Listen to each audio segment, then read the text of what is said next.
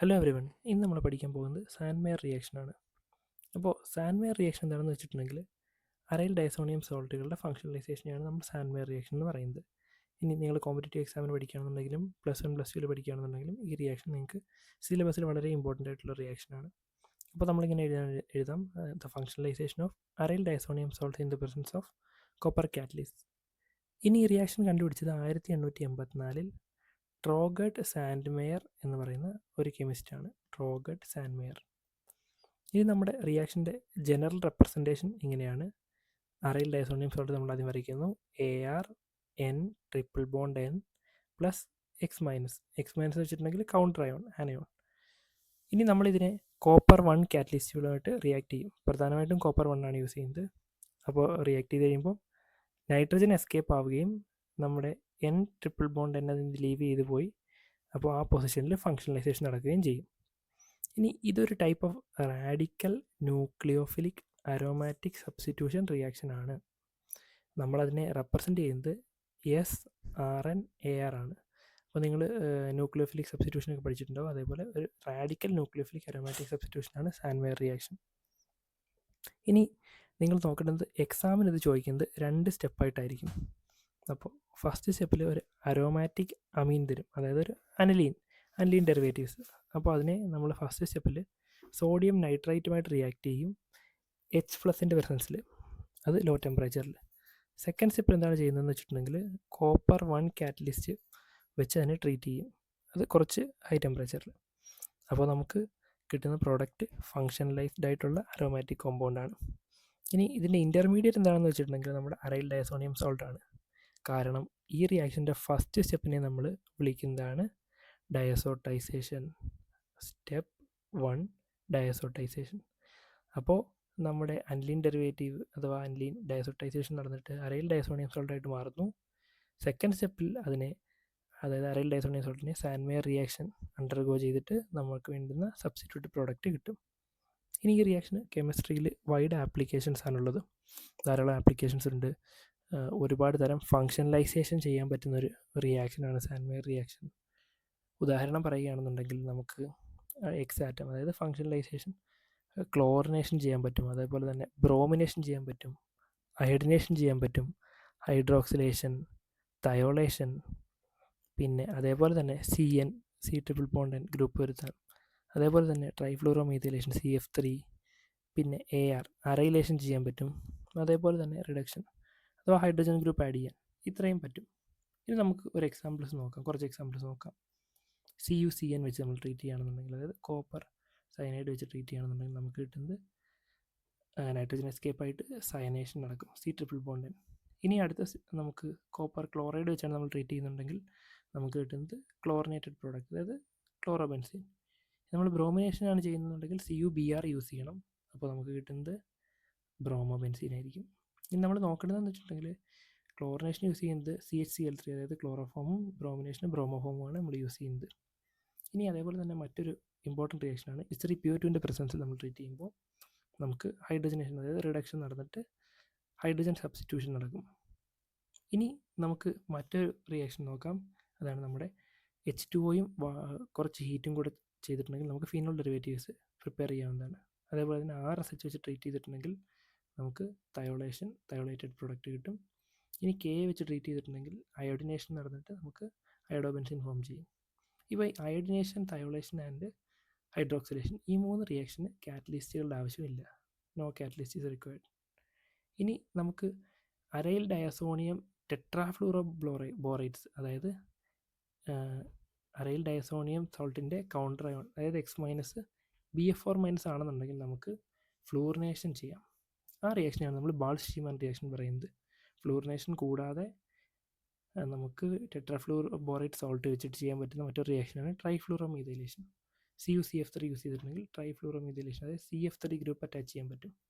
അപ്പോൾ ഇതൊരു വളരെ ഇമ്പോർട്ടൻറ്റ് റിയാക്ഷനാണ്. ട്രൈഫ്ലൂറോമീഥൈലേഷൻ കെമിസ്ട്രിയിൽ വളരെ ഇമ്പോർട്ടൻ്റ് ആയിട്ടുള്ള റിയാക്ഷനാണ്. മെഡിസിനൽ കെമിസ്ട്രിയിലും മറ്റും ഒരുപാട് ആപ്ലിക്കേഷനുള്ള റിയാക്ഷനാണ്.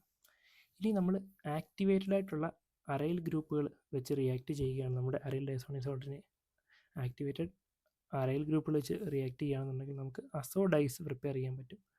N ഡബിൾ ബോണ്ട് N ഉള്ള അസോഡൈസ് പ്രിപ്പയർ ചെയ്യാൻ പറ്റും. ഇത്രയൊക്കെയാണ് നമ്മുടെ മെയിൻ റിയാക്ഷൻ. ഇത് അസോഡൈസ് ഉണ്ടാക്കാൻ നമ്മൾ യൂസ് ചെയ്യുന്നത്. ഇനി മറ്റൊരു കാര്യം, നമ്മൾ ടെട്രാഫ്ലൂറോബോറേറ്റ് സോൾട്ട് യൂസ് ചെയ്യുകയാണെന്നുണ്ടെങ്കിൽ നമുക്ക് മറ്റൊരു റിയാക്ഷൻ ചെയ്യാൻ പറ്റും, നൈട്രേഷൻ. അതായത് കോപ്പർ അയോഡൈഡും NaNO2 യൂസ് ചെയ്യുകയാണെന്നുണ്ടെങ്കിൽ നമുക്ക് കിട്ടുന്ന റിയാക്ഷനാണ് നൈട്രേഷൻ റിയാക്ഷൻ. ഇനി നമുക്ക് റിയാക്ഷൻ മെക്കാനിസം പഠിക്കാം. അപ്പോൾ ഈ റിയാക്ഷൻ മെക്കാനിസം നടക്കുന്നത് കോപ്പർ 1 കാറ്റലിസിസിലൂടെയാണ്.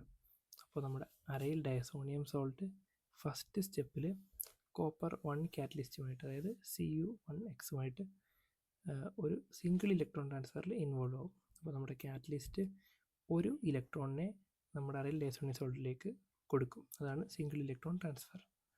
അപ്പോൾ അങ്ങനെ ഒരു ഇലക്ട്രോണിനെ കൊടുക്കുന്നതോടൊപ്പം തന്നെ ആ CN bond homolytic cleavage undergo ചെയ്തിട്ട് അരയിൽ റാഡിക്കൽ ഫോം ചെയ്യും. അതോടൊപ്പം തന്നെ നൈട്രജൻ ഗ്യാസ് ഇവോൾവ് ആവുകയും ചെയ്യും. അങ്ങനെ ഫോം ചെയ്ത അരയിൽ റാഡിക്കലും പിന്നെ ഓക്സിഡേഷൻ നടന്ന കാറ്റലിസ്റ്റ് കോപ്പർ 2 ഓക്സിഡേഷൻ സ്റ്റേറ്റിലേക്ക് മാറും. അപ്പോൾ oxidation is loss of electron. അപ്പോൾ കോപ്പർ 1 കോപ്പർ 2 ആയി. ഇനി നമ്മുടെ സെക്കൻഡ് സ്റ്റെപ്പിൽ എന്താണെന്ന് വെച്ചിട്ടുണ്ടെങ്കിൽ, നമ്മുടെ കൗണ്ടർ അയോൺ ഉണ്ടല്ലോ, X-, അരയിൽ ഡയസോണിയം സോൾട്ടിൻ്റെ counter ion X-, electron transfer വഴി കോപ്പർ 2 സ്പീഷീസുമായിട്ട് Cu2X റിയാക്ട് ചെയ്തിട്ട് Cu(X2) ഫോം ചെയ്യും. Cu(X2). ഇതിൽ കോപ്പറിൻ്റെ ഓക്സിഡേഷൻ സ്റ്റേറ്റ് 2 ആണ്. ഇനി നെക്സ്റ്റ് സ്റ്റെപ്പിൽ നമ്മുടെ അരയിൽ റാഡിക്കൽ ഈ സ്പീഷീസുമായിട്ട് റിയാക്ട് ചെയ്യുന്നു. അപ്പോൾ അരയിൽ റാഡിക്കലകത്ത് ഒരു ഇലക്ട്രോൺ ഉണ്ട്. ആ ഇലക്ട്രോണിനെ നമ്മുടെ Cu(X) ബോണ്ടിലേക്ക് ഡൊണേറ്റ് ചെയ്യും.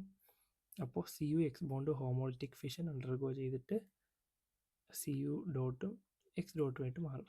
അപ്പോൾ ആ X ഡോട്ടും നമ്മുടെ അരയിൽ റാഡിക്കൽ തമ്മിലൊരു ബോണ്ട് ഫോം ചെയ്ത് നമുക്ക് വേണ്ടുന്ന substitution, radical nucleophilic aromatic substitution വഴി നമ്മുടെ ഫൈനൽ പ്രോഡക്റ്റ് കിട്ടുകയും അതോടൊപ്പം തന്നെ കാറ്റലിസ്റ്റിനെ റീജനറേറ്റ് ചെയ്യുകയും ചെയ്യും. ഇതാണ് നമ്മുടെ മെക്കാനിസം. ഇനി നമുക്ക് കുറച്ച് ക്വസ്റ്റ്യൻസ് നോക്കാം. ഒന്നാമത്തെ ക്വസ്റ്റ്യൻ, ഈ ക്വസ്റ്റ്യനിൽ നിങ്ങൾക്ക് കാണാവുന്നതുപോലെ തന്നെ NaNO2HCl വെച്ചിട്ടുള്ള ഡയസോട്ടൈസേഷൻ റിയാക്ഷനാണ് first step. Second step Sandmeyer റിയാക്ഷനും. അപ്പോൾ ഡയസോട്ടൈസേഷൻ റിയാക്ഷനിൽ പങ്കെടുക്കുന്ന ആരാണ്? NH2 ഗ്രൂപ്പ്, അതായത് അനിലീൻ ഡെറിവേറ്റീവ്സ് അഥവാ അരോമാറ്റിക് അമിനോ ഗ്രൂപ്പ്സ് ആണ് ഡയസോട്ടൈസേഷൻ റിയാക്ഷനിൽ പങ്കെടുക്കുന്നത്. അപ്പോൾ ബാക്കിയുള്ള എല്ലാ ഫങ്ഷണൽ ഗ്രൂപ്പുകളും നമുക്ക് അതേപടി എഴുതാം. അതിലൊന്നും ഒരു ചേഞ്ചും വരുത്തണ്ട. നമ്മൾ ഏത് ഫങ്ഷണൽ ഗ്രൂപ്പാണ് ഇതിൽ വർക്ക് ചെയ്യുന്നതെന്ന് മാത്രം ഐഡൻറ്റിഫൈ ചെയ്യുക, ബാക്കി അതേപടി ഇടുക. എന്നിട്ട് ഡയസോണിയം സോൾട്ട് ഉണ്ടാകുന്നു. ഈ കേസിൽ നമുക്ക് HCl ആണ് യൂസ് ചെയ്തേക്കുന്നത്. HXന് വരെ HCl ആണ് യൂസ് ചെയ്തേക്കുന്നത്. അതുകൊണ്ട് നമ്മൾ Cl ആണ് ഇവിടുത്തെ കൗണ്ടർ അയോണായിട്ട് യൂസ് ചെയ്തേക്കുന്നത്. N+N+ഉം Cl-. ഇതാണ് നമ്മുടെ ഡയസോണിയം സോൾട്ട്. ഇനി സെക്കൻഡ് സ്റ്റെപ്പിൽ കോപ്പർ ബ്രോമൈഡിൽ ആഡ് ചെയ്തേക്കുന്നത് CuBr. അപ്പോൾ കോപ്പർ ബ്രോമൈഡ് എന്ന് പറയുന്നത് ബ്രോമിനേഷന് വേണ്ടിയിട്ട് യൂസ് ചെയ്യുന്ന കാറ്റലിസ്റ്റാണ്. അപ്പോൾ സാൻവെയർ റിയാക്ഷനിൽ ബ്രോമിനേഷന് വേണ്ടി നമ്മൾ യൂസ് ചെയ്യുന്നത് കോപ്പർ ബ്രോമൈഡിൻ CHBr3, അതായത് ബ്രോമോഫോം സോൾവെൻറ്റ്. അപ്പോൾ നമ്മൾ ആ റിയാക്ഷൻ ചെയ്ത് കഴിയുമ്പോഴേക്കും നമുക്ക് കിട്ടുന്ന പ്രോഡക്റ്റ് ബ്രോമിനേറ്റഡ് പ്രോഡക്റ്റാണ്. അപ്പോൾ ബാക്കിയുള്ള മോളിക്യൂളിൽ ഒരു ചേഞ്ചും ഇല്ല, പകരം ബ്രോമിനേഷൻ നടക്കുന്നു. ഇനി നൈട്രജൻ ഗ്യാസ് ഇവോൾവ് ചെയ്യുകയും ചെയ്യും. ഇനി നമുക്ക് രണ്ടാമത്തെ ക്വസ്റ്റ്യൻ നോക്കാം. രണ്ടാമത്തെ ക്വസ്റ്റ്യനിലും H2SO4ഉം NaNO2 ആണ് യൂസ് ചെയ്തേക്കുന്നത് ഡയസോട്ടൈസേഷൻ. അപ്പോൾ തന്നെ നമുക്ക് മനസ്സിലാവും NH2 ഗ്രൂപ്പാണ് അതിനകത്ത് ആക്റ്റീവായിട്ട് പങ്കെടുക്കുന്നത്. ബാക്കിയുള്ളതെല്ലാം അതേപടി എഴുതുക, മോളിക്യൂൾ അതേപടി എഴുതുക. CF3 ഗ്രൂപ്പ്, Cl ഗ്രൂപ്പ് എല്ലാം അതൊന്നും റിയാക്ട് ചെയ്യാത്തതുകൊണ്ട് അതേപടി എഴുതുക. ഇനി NH2 ഗ്രൂപ്പ് റിയാക്ട് ചെയ്തിട്ട് ഡയസോട്ടൈസേഷന് ശേഷം ഡയസോണിയം സോൾട്ടായിട്ട് മാറും. ഈ കേസിൽ SO4 ആണ് നമ്മുടെ SO4 ആണ് നമ്മുടെ ആനയോൺ. അതുകൊണ്ട് തന്നെ നമ്മൾ അതിൻ്റെ സൾഫേറ്റ് ആണ്, അതായത് ഡയസോണിയം സോൾട്ടാണ് ഉണ്ടാകുന്നത്. ഡയസോണിയം സോൾട്ടിൽ കാറ്റയോൺ ആയിട്ടുള്ളത് നമ്മുടെ N+N+, അതായത് ഡയസോണിയം കാറ്റയോണും പിന്നെ ആനയോൺ ആയിട്ടുള്ളത് SO4 സൾഫേറ്റും. ഇനി ഈ ട്വൈസ് എന്ന് എഴുതിയേക്കുന്നത് സ്റ്റോഷിയോമെട്രി മെയിൻറ്റെയിൻ ചെയ്യാനാണ്. SO4 ആയതുകൊണ്ടാണ് 2 ഡയസോണിയം ഇട്ടേക്കുന്നത്. ഇനി നമുക്ക് യൂസ് ചെയ്തിരിക്കുന്ന കാറ്റലിസ്റ്റ് കോപ്പർ സയനൈഡാണ് CuCN. അതെന്ന് വെച്ചിട്ടുണ്ടെങ്കിൽ സയനേഷൻ റിയാക്ഷന് വേണ്ടി യൂസ് ചെയ്യുന്നതാണ്. അപ്പോൾ സയനേഷൻ റിയാക്ഷന് ശേഷം നൈട്രജൻ ഗ്യാസ് ഇവോൾവ് ആയി പോവുകയും പകരം ആ പൊസിഷനിലേക്ക് നമ്മുടെ C ബോണ്ട് തന്നെ വരികയും ചെയ്യും. ബാക്കി മോളിക്യൂളിന് ഒരു ചേഞ്ചും ഉണ്ടാവില്ല. അപ്പോൾ ഇതാണ് നമ്മുടെ സെക്കൻഡ് റിയാക്ഷൻ. ഇനി നമുക്ക് മൂന്നാമത്തെ ക്വസ്റ്റ്യൻ നോക്കാം. മൂന്നാമത്തെ ക്വസ്റ്റ്യനിൽ തന്നേക്കുന്നത് എന്താണെന്ന് വെച്ചിട്ടുണ്ടെങ്കിൽ NaNO2 HBF4 ആണ്. അപ്പോൾ ഇതിനകത്ത് നമ്മൾ വളരെ ശ്രദ്ധിക്കണം. ഇതൊരു ഡയസോട്ടൈസേഷൻ റിയാക്ഷനാണ്. പക്ഷേ HBF4 തന്നിരിക്കുന്നതെന്ന് പറയുമ്പോൾ എക്സിന് പകരം ഇവിടെ നിന്ന് എക്സിൻ്റെ ആ പൊസിഷനിൽ വരുന്നത് BF4 ആണ്. അതായത് നമ്മുടെ കൗണ്ടർ ആണ്, അഥവാ ആനയോൺ എന്തായിരിക്കും, BF4 മൈനസ് ആയിരിക്കും. അപ്പോൾ ബാക്കിയുള്ള മോളിക്യൂൾ നമ്മൾ അതേപടി എഴുതുന്നു. NH2 മാറിയിട്ട് എന്താവും, N triple bond N plus ആവും. അതിൻ്റെ കൗണ്ടർ അയോണായിട്ട് BF4 മൈനസും വരും. അപ്പോൾ ഇതാണ് നമ്മുടെ aryl diazonium tetra fluoro borate. അപ്പോൾ aryl diazonium tetra fluoro borate വളരെ ഇമ്പോർട്ടൻ്റ് ആണ്. കാരണം CuCF3 നമ്മുടെ CuCF3 യൂസ് ചെയ്തിട്ട് ട്രൈഫ്ലൂറോമീഥൈലേഷൻ ചെയ്യണമെന്നുണ്ടെങ്കിൽ നമ്മൾ മുന്നേ കണ്ടതുപോലെ തന്നെ ട്രൈഫ്ലൂറോമീഥൈലേഷൻ, ഫ്ലൂറിനേഷനൊക്കെ നൈട്രേഷനൊക്കെ ചെയ്യണമെന്നുണ്ടെങ്കിൽ നമുക്ക് HBF4 അതായത് ഡയസോണിയം ടെട്രാഫ്ലൂറോ ബോറേറ്റ് ആണ് വേണ്ടുന്നത്. അതിനാണ് നമ്മൾ HBF4 ഇടുന്നത്. അപ്പോൾ അതിനുശേഷം ട്രൈഫ്ലൂറോമീഥൈലേഷൻ നടക്കുന്നു, N2 ഗ്യാസ് ഇവോൾവ് ചെയ്ത് പോകുന്നു, പകരം അവിടെ CF3 ഫങ്ഷണലൈസേഷൻ നടക്കുകയും ചെയ്യുന്നു. അപ്പോൾ ഒരുപാട് മെഡിസിനൽ കെമിസ്ട്രിയിലേക്ക് ഒരുപാട് യൂസ് ഉള്ളൊരു റിയാക്ഷനാണ് ട്രൈഫ്ലൂറോമീഥൈലേഷൻ. ഇനി നമുക്ക് 4ാമത്തെ ക്വസ്റ്റ്യൻ നോക്കാം. ഈ ക്വസ്റ്റ്യനിനകത്ത് വന്നേക്കുന്നത് H2SO4 NNO2. അപ്പോൾ മുന്നത്തെ പോലെ തന്നെ ഇതിൻ്റെ കൗണ്ടർ അയോൺ എന്ന് പറയുന്നത്, അതായത് കൗണ്ടർ ആനയോൺ എന്ന് പറയുന്നത് SO4 2- ആയിരിക്കും. ഇനി NH2 ഗ്രൂപ്പ് റിയാക്ട് ചെയ്തിട്ട് ഡയസോണിയം കാറ്റയോണായിട്ട് മാറും, N triple bond N plus. അത് ട്വൈസ് എന്ന് എഴുതിയേക്കുന്നത് സ്റ്റോയിഷ്യോമെട്രി കീപ്പ് ചെയ്യാനാണ്. ഇനി SO4 2- ആയതുകൊണ്ടാണ് അങ്ങനെ സ്റ്റോയിഷ്യോമെട്രി കീപ്പ് ചെയ്യാനായിട്ട് ട്വൈസ് ഇട്ടേക്കുന്നത് കാറ്റയോൺ. അപ്പോൾ ഇതാണ് നമ്മുടെ ഡയസോണിയം സോൾട്ട്. ഇനി സെക്കൻഡ് സ്റ്റെപ്പിൽ Cu2O-യും H2O-യും ആണ് യൂസ് ചെയ്തേക്കുന്നത്. H2O യൂസ് ചെയ്യുമ്പോൾ നമ്മൾ മുന്നേ കണ്ടതുപോലെ തന്നെ ഹൈഡ്രോക്സിലേഷനാണ് ഉണ്ടാവുക. അപ്പോൾ ഹൈഡ്രോക്സിലേഷൻ നടന്നു കഴിഞ്ഞിട്ട് ആ പൊസിഷനിൽ OH വരും, അതായത് ഫീനോൾ ഡെറിവേറ്റീവ്സ് ഒക്കെ ഉണ്ടാവും. ഇനി N ട്രിപ്പിൾ ബോണ്ട് തന്നെ നൈട്രജൻ ഗ്യാസായിട്ട് ഇവോൾവ് ചെയ്യുന്നു. അതിനുശേഷം നമുക്ക് കിട്ടുന്ന പ്രോഡക്റ്റ് OH. മറ്റേ മീഥൈൽ ഗ്രൂപ്പെല്ലാം അതേപടി എഴുതുക.